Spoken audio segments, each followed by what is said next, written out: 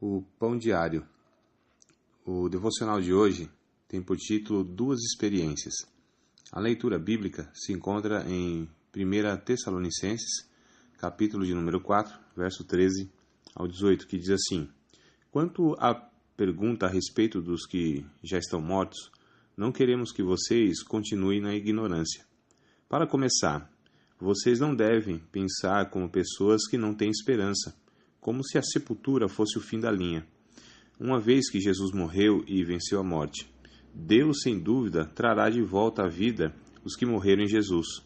Então é o seguinte: podemos dizer com absoluta confiança, temos a orientação do Senhor, que quando o Senhor voltar para nos levar, aqueles de nós que ainda estiverem vivos não vão deixar os mortos para trás. Na verdade, os mortos ressuscitarão primeiro, ou antes. O Senhor mesmo dará o comando, será um trovão do arcanjo, o toque da trombeta de Deus. Ele descerá do céu, e os mortos em Cristo vão ressuscitar. Eles vão primeiro.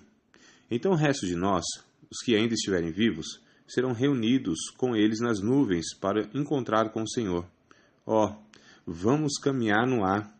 Será uma imensa reunião familiar com o Senhor. Por isso, encorajem uns aos outros com essas palavras.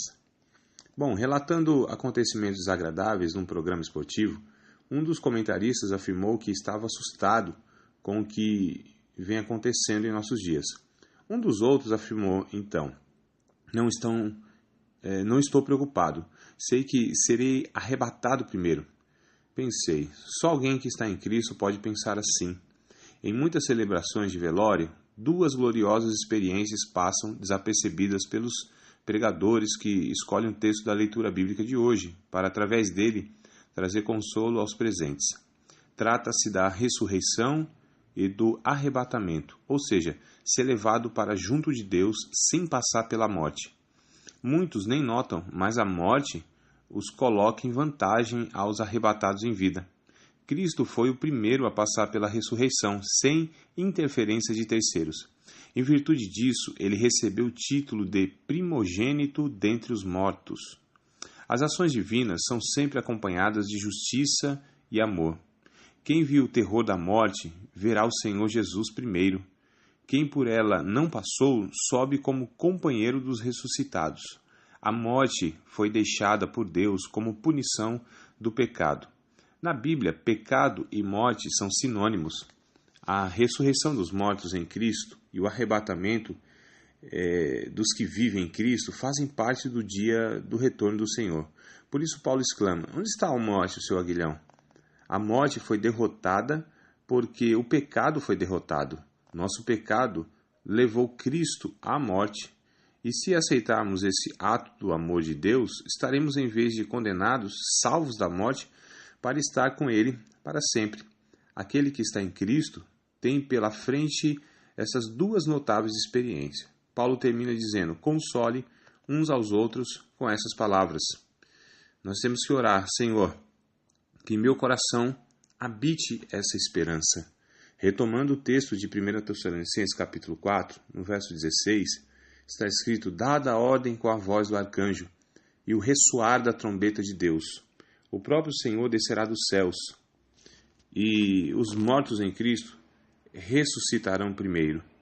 Nós temíamos a morte com um grande horror. Nós tínhamos desespero em só pensar na morte.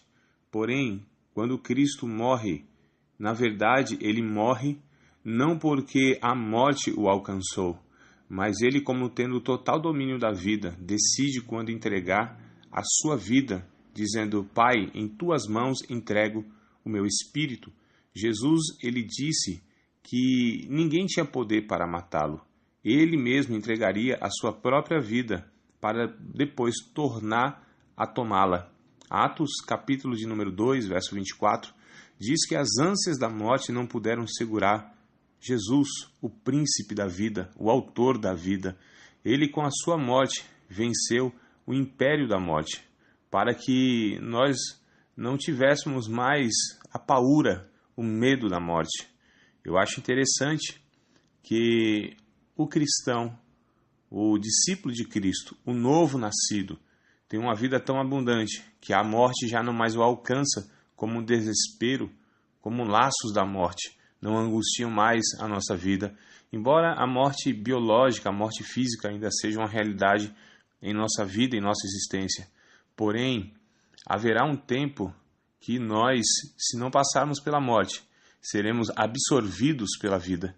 Como Paulo diz em 1 aos Coríntios, capítulo de número 15, versos 51 ao 58, ele diz: Eis que vos digo um mistério, nem todos dormiremos, mas todos seremos transformados no abrir e fechar de olhos, ante a última trombeta, porque a trombeta soará, e os mortos ressuscitarão.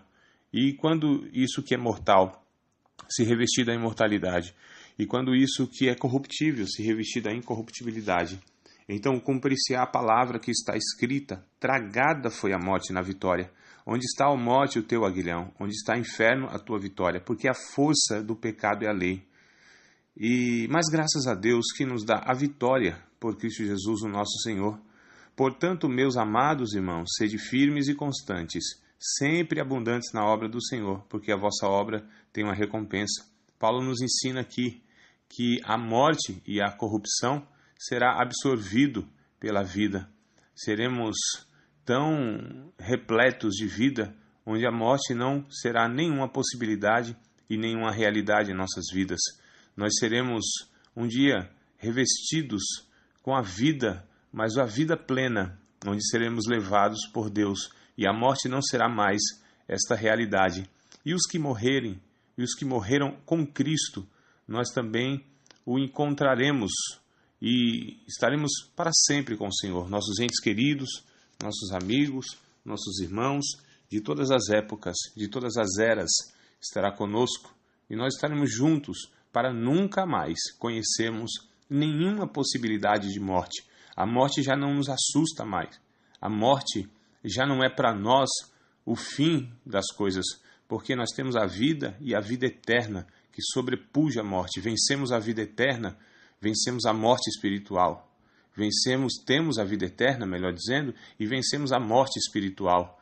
Nós hoje temos uma vida tão abundante que a morte já não tem poder sobre nós.